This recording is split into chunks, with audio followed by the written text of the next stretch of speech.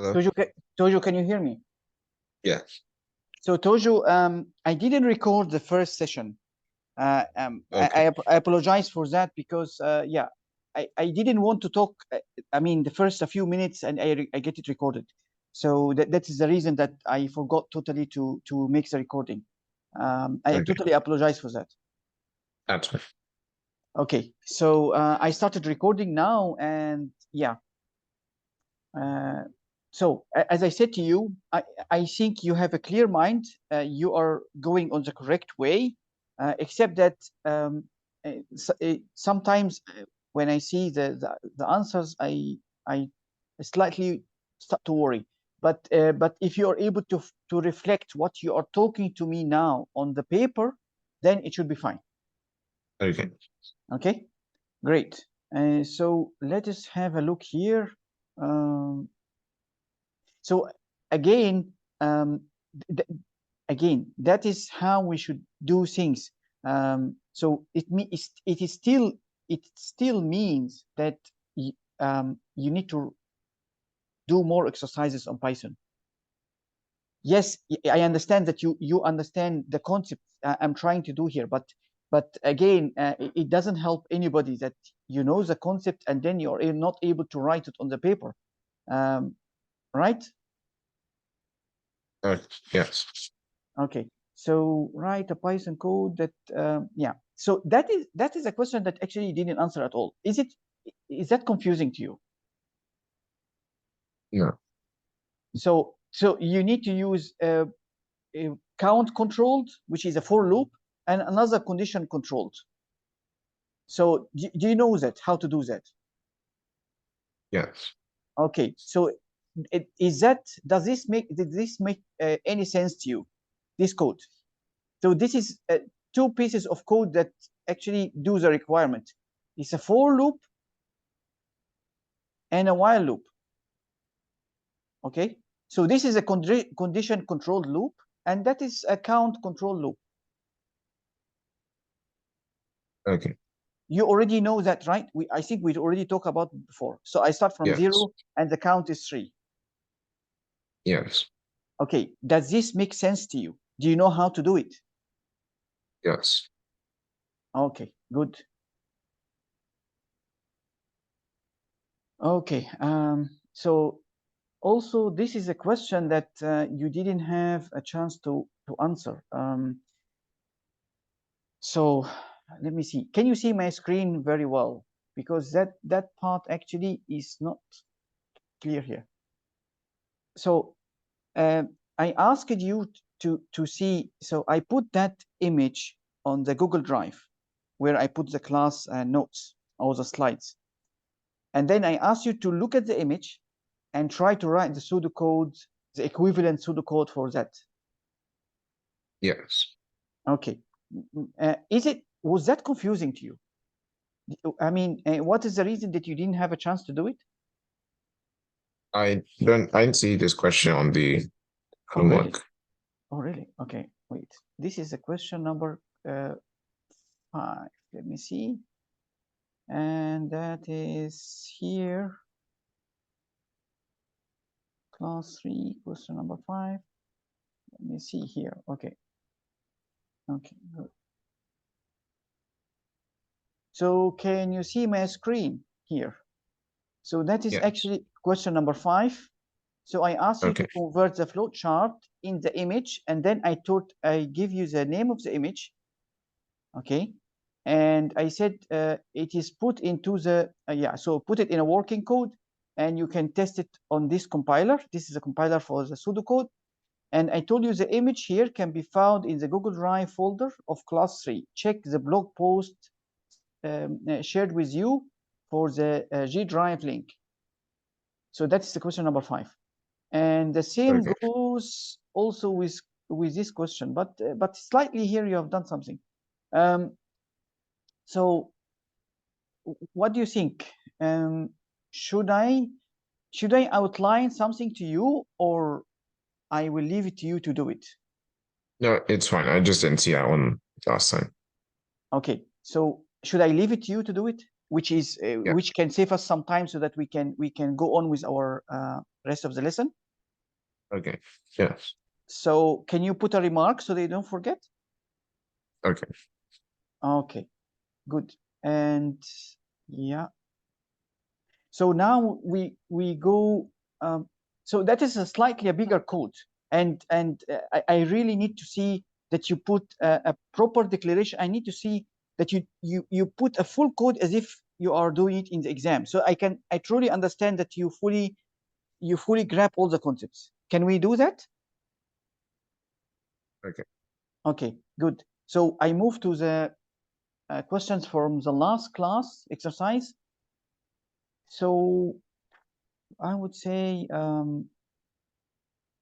so that is actually this kind of question is, I know slightly it is not your level, it's higher level, it's a much higher level, okay? But I wanted to challenge your brain so that when you challenge it with high level of code, then I believe you should perform better. So okay, there is a few remarks here. We should never define functions inside the code. Definitions should be always on top before we start coding. Okay? Okay.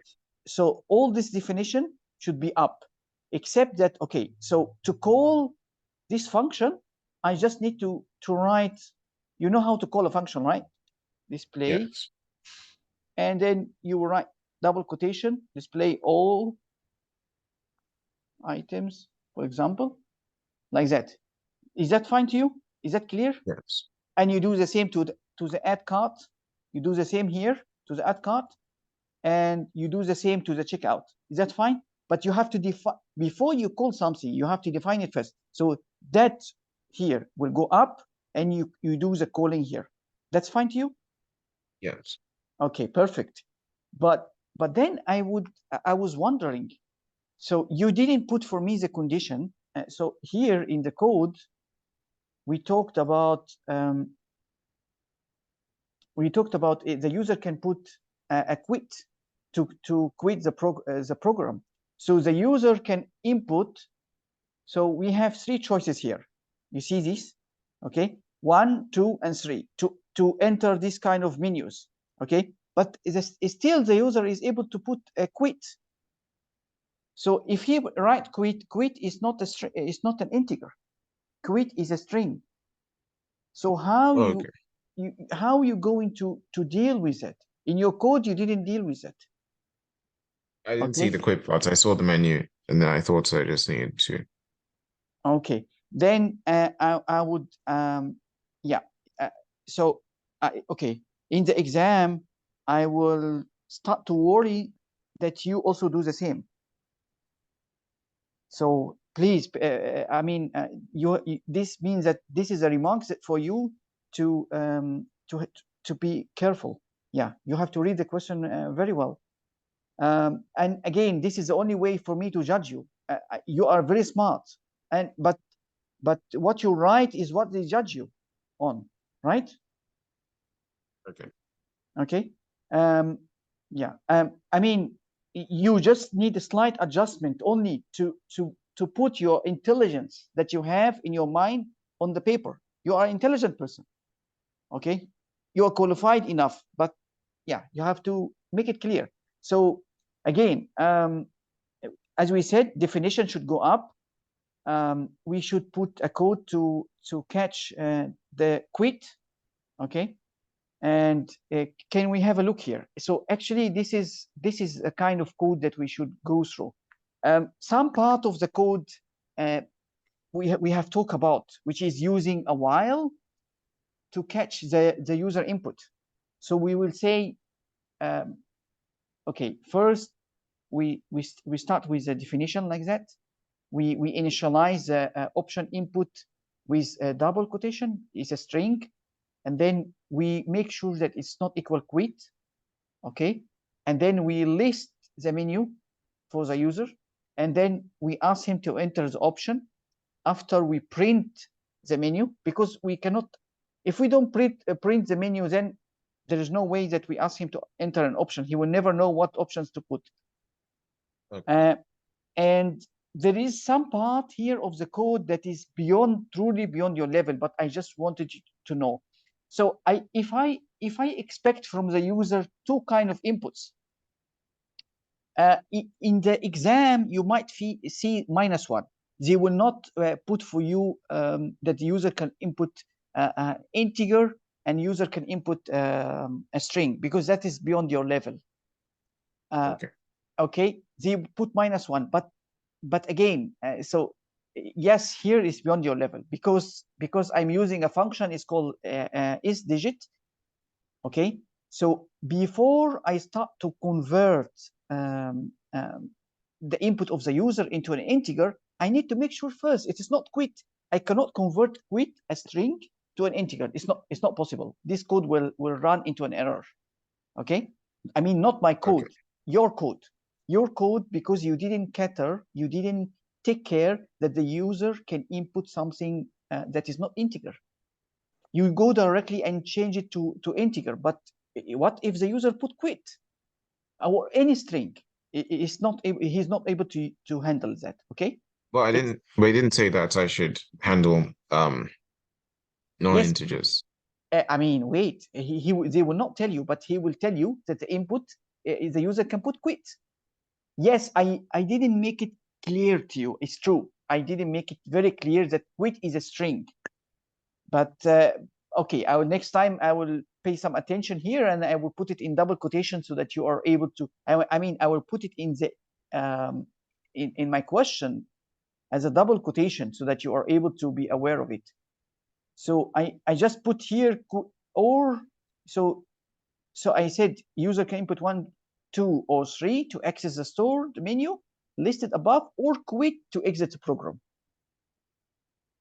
Okay, so yes, it is maybe slightly not so clear, but okay, it's fine. I will pay some attention here so that I make it very clear to you. But be aware also, the other exam questions above your level, they will never mention, and that quit have to be a string. It's clear. It should be clear. Okay. Okay. But again, part of that, I gave you that example because I see that it's similar to something that you was given exercise to, and it needed some improvement. That is the reason I put it again. Okay, so are we clear? Yes. Okay, let's move forward. That is perfect. I'm happy with your code actually, except that yeah, it's just a slight things. So the length function actually returns an integer. So you don't need to pass it again to an integer function like you have done here. So you see here. Okay. This is not needed. This integer is not needed. Length is enough. So length take a string and give me back an integer. So I don't need to do that. It will run, but this is not correct. Okay. Okay, good. So, and you don't need to put this kind of brackets here. Okay, this is unusual. So just don't put brackets. Okay, except that this is great. This is a great answer. Okay. Okay, so let me see here. Yeah. So, okay. The SQL also, your SQL answer is a great answer. And I believe the difference between the difference I see in solving the exercise of class 3 and class 4, that indicates that you are progressing, and yes, your level is a good level. So, but one thing here. So when you mention, okay, write a SQL query to list all the customers whose country is USA, I would not expect the age of the customer. Okay. Oh, well, the age was there by default when I went on the link, so I just assumed I should leave it. Okay, but typically you should put the first name and the last name, right? even if you put the first name only, also it's fine. Okay, but as you said, if it is default, then it's fine. But other than that, it's a perfect answer. So do you face, let me know before we continue the remaining, we have to go now into the arrays, and I would like to know from you. I would like to know from you, how is this SQL with you? Is it fine? Because I understand that from Anne that we should focus only on Python. It was a bit difficult to us. It's difficult? Yeah. Okay. So, how do you need me to help then? So, okay, first of all, would you like, so I already put for you the table visits, the whole table. And you're able to install a few things that can make you run. So this is a real table on a database, and you're able to use it. You're able to use it on your PC, but this needs some more installation. I'm not very sure it is necessary or not, because again, if you don't, so they advise in the syllabus that you run SQL queries against real database. This will give you the feeling of what you are doing is correct or wrong. This is what they advise. And they advise to do that on an Access database. But I'm not very sure if you have an Access database in your on your PC. So you need to feed me back here. How can I help? Maybe just practice. I don't think. So should I give you more practice on SQL and we still focus on Python, or yes, I would like that. Okay, but I will give you on the exercises. I will give you SQL questions. Is that fine? Yes. Okay. And if you have a question, do you mind that you send me an email at least one day before the class, so that I can put on the slides that I'm going to teach you with something on the SQL. So if you have any questions, write it to me on the email, like you have done with your exercise, and pass it to me. Could this work for you, so that we don't have to wait until the next time? The exam is coming, actually. So when is your exam date exactly? Is it the 9th of October? The 11th and the 20th, but the programming one is on the 20th. Okay, okay. And should we run the classes beyond that, or beyond October, or how do you plan for that? Or should I talk to Anne? You can talk to her. I think we'll decide when it's closer, but you can ask. Okay, yeah. Okay, yeah, that's good. Let us go here. Let me see here.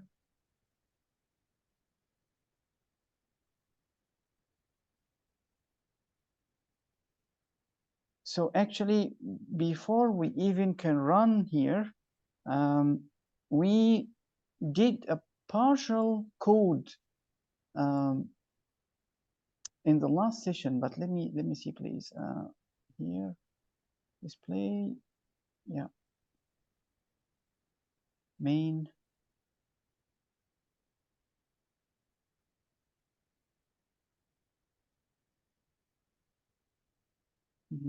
Okay. Okay. So before we go to the arrays, let me copy that code here.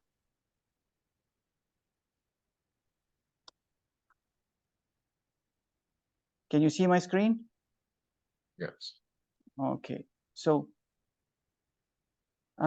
we wanted to run to create a function that actually get us the index of capital letters inside a string. Do you still remember that from the last session? Yes. Okay. So we said we want to define, so we wrote that code on the last session, and we said we want to make a function is upper, and we pass it a character, and then we started printing the character here, and we stopped. So we wanted to check here if the character is actually is, how to say, is a capital or small? Do you know the ASCII table? Yes, I do. I understand what it is. So okay, so okay, I will not go into details here. I will just tell you that, okay, if we check, we know, you know how to check what is an uppercase letter and a lowercase, right? You know how to do that programmatically? yes. Okay, so do you know that every ASCII character have a decimal representation on the ASCII table? Yes. And do you know that there is a certain range for the uppercase letters and certain case for lowercase letters? And based on that, you are able to know if the character is falling within certain range, then you know that it is definitely uppercase or lowercase. Are you able to know that? You know that? Yes. Okay, perfect. Okay, then I don't think that there is a need for us to go through that. So since you understand that, do you know how arrays works in Python? Yes, I do. Okay, so I should go to let me see if we can go directly to an example then.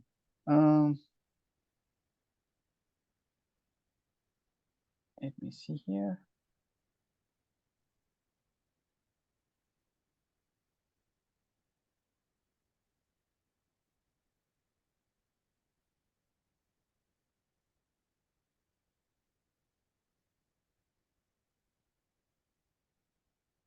Okay, so you know that arrays always start from 0 and it always end with a number like that. And if we say that the array length, if we look at the array here, do you know that, do you know if I run the array length, if I use the length function, what would be the result from what will be the output for this kind of array?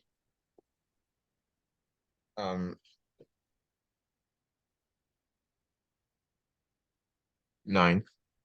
No, it will be 10 exactly, because we start Yes. from 0. So yeah, it in any programming language except a pseudocode, okay, we will always start from 0 here. From 0 to 9, it means there is 10 elements. Okay, so length always get you the number of elements.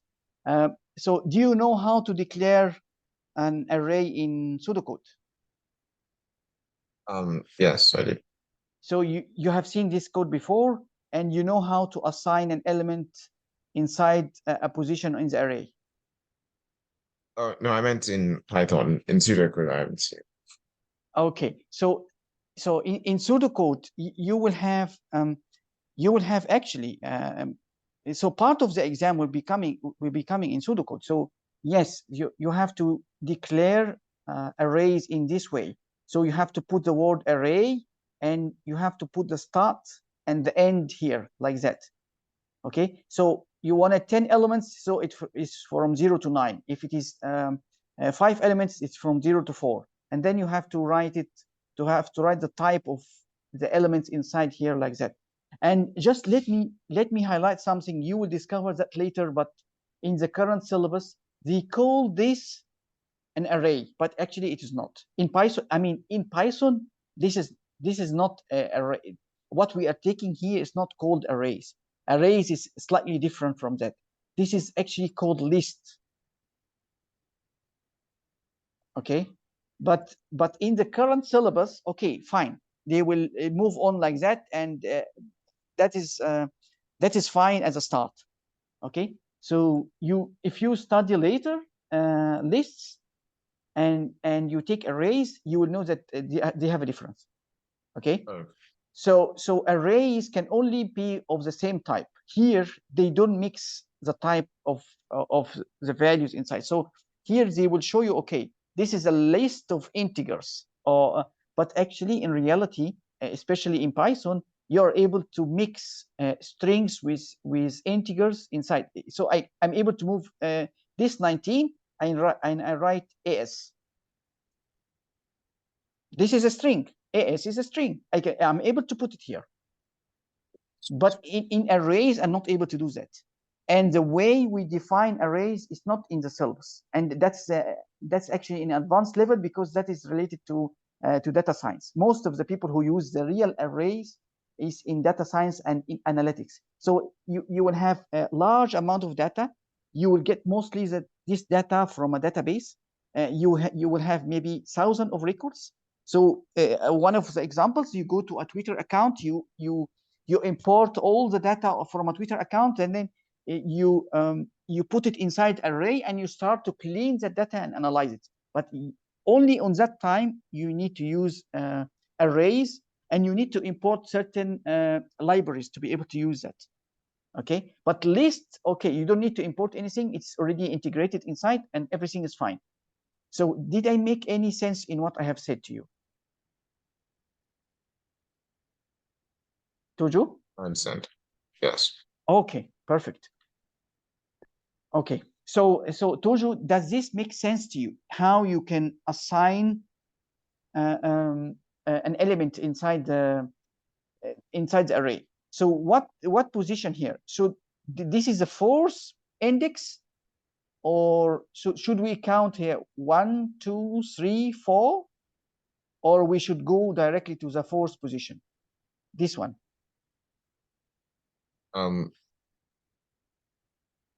We need to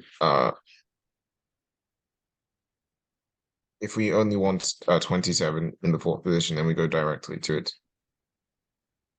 Yes, but we have to be aware that the fourth position actually is this one, right? Well, wouldn't it be the third position in the third index? Yes, actually, yes.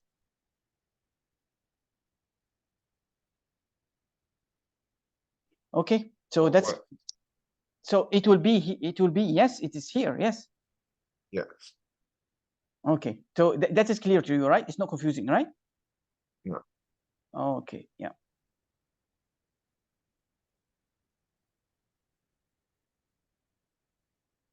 Okay, let's move to the next. So that is a code, that is a pseudocode that used to store data inside an array. So he used a for loop. The for loop loops from 0 until 9. Okay, and so that is how he creates the for loop using next counter, and then this is how he enters the data inside the array. Does this make any sense to you? So if we put the numbers from 27 until 72, then we are able to fill in the whole 10 elements of the array. Does this make sense to you? Is it clear? Yes.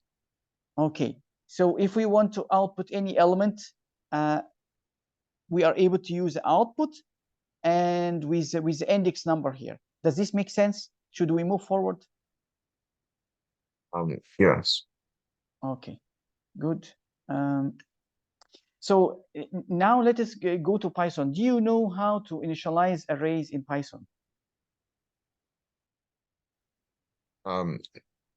Yes, I do. Okay, and you have seen something like that before? Again, this is slightly out of context. So this means that I don't think that you are required to know anything about random. But what this creates here is actually, so this is an integer array. Again, we will call that array, but it is actually a list. Okay, so for the moment, just take it as an array, and okay, that function generates random numbers from 1 to 10. This random.rand int, it takes inputs from me 1 to 10, so it will get me. So we will stop here. We continue next session same. Okay, Tojo? Perfect. Yes. Okay.